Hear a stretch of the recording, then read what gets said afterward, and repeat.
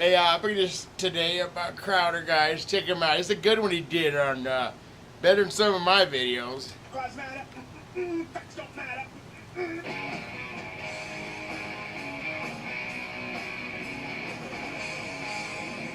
Right now, the narrative that is being set is that the system is inherently racist, white privilege, yada yada yada, and when cops see any young black man, they go into White Christmas mode.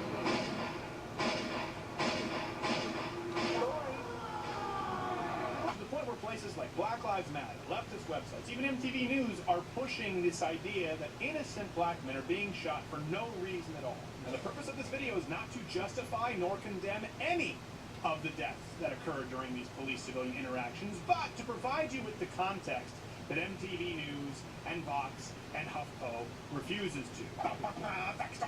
Let's just use this video from MTV News that's being circulated to start. All right, the situation with Philando, we don't really know a whole bunch yet. It didn't stop MTV News from putting it in a video, and it seems to be a really horrific accident, and hopefully justice will be served when the information comes out, but we do know that he wasn't shot for running.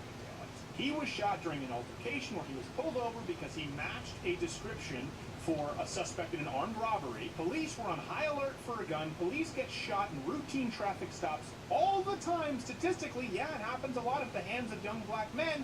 And there was a miscommunication with Philando reaching for what he claims to be his wallet or ID, and the cop thought was a gun. Now, that doesn't mean that any of this is justified or it's a good situation. But to simplify it to shot for broken taillight is deliberately misleading. Clearly, Alton Sterling wasn't shot for selling CDs. He was shot because someone called in a report that he was threatening a homeless man with a gun. He was tased first, and he continued to resist arrest, and he had a firearm on him, which I'm guessing was illegal because this guy had a rap sheet a mile long, including being a registered sex offender and having done time in prison for violent crimes. This wasn't a routine pat-down. This was an altercation with a long-time felon who didn't want to go back to the slammer. Is it unfortunate? Yes. Was he arrested and shot for selling CDs? No. Only Mr. Clark was not shot. For attending a birthday party, he was shot for preventing paramedics from assisting with an assault victim. He wasn't handcuffed. He refused to show his hands. And there is DNA evidence showing that he reached for a cop's gun. He wasn't there to play balloon tricks. Almost forgot, little tidbits.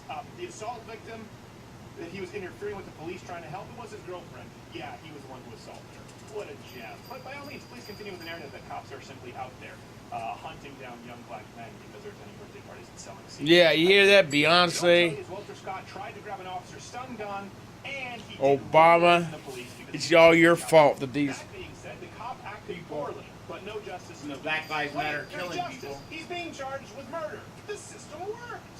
Okay, Michael Brown was not shot for stolen cigarettes.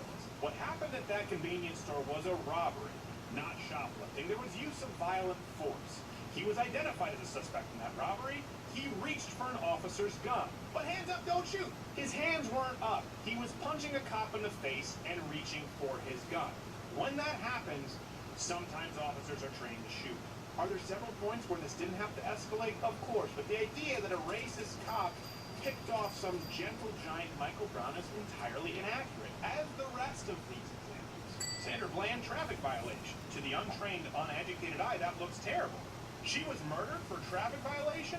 No. She was detained, and she killed herself. A lot of people want to say it's a conspiracy. No. Third-party autopsy results revealed that, were consistent with that, and there was marijuana in her system. No, I'm not saying that all people smoking joints should go kill themselves. Just, if you're watching this, go get a snack. Again, he wasn't killed because his car broke down.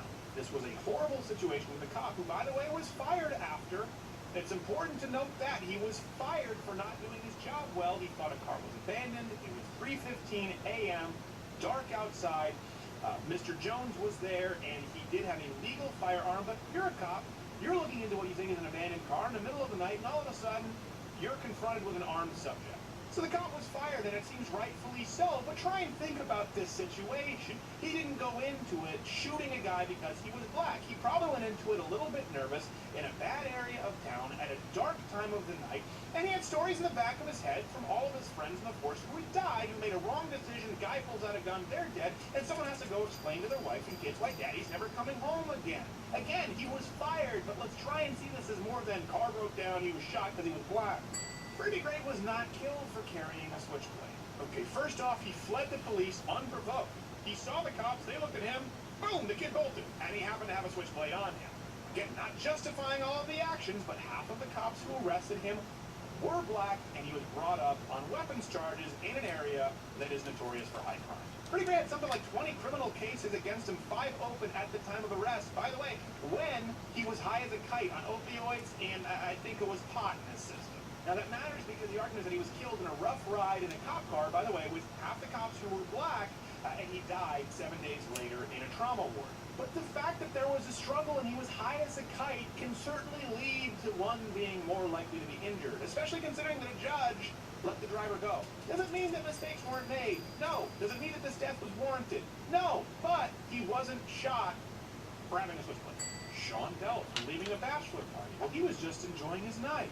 So what actually happened is he left the club being patrolled by undercover cops. He made a run at the cops when they identified themselves openly as cops, and the members of his entourage were known felons.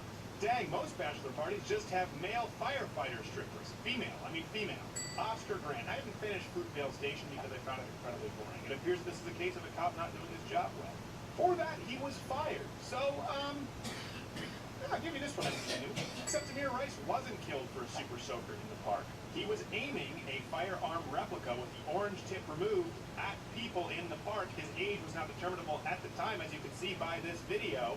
And officers weren't informed that the gun might have been fake. Is it a horrible, unfortunate situation? Yes, but they didn't say, hey, you know what would be fun today? If we go kill a black kid for Nerf. Ramarley Grant.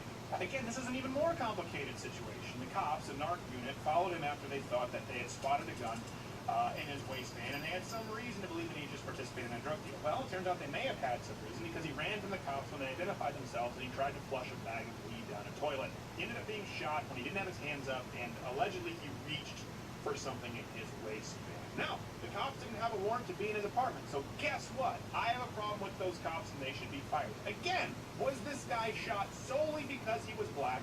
Or is this an example of a situation that escalated and requires context for people to understand? No, he wasn't killed for walking around with a knife at all. He was a gang member, a currently active gang member. They found him after a report from a stabbing victim at large, still holding the knife. He continued to hold the knife and refused to put in the knife, even after being pepper sprayed and shot with a beanbag gun.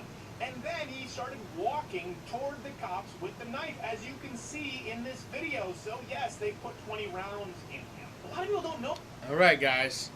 There's enough proof for you right there.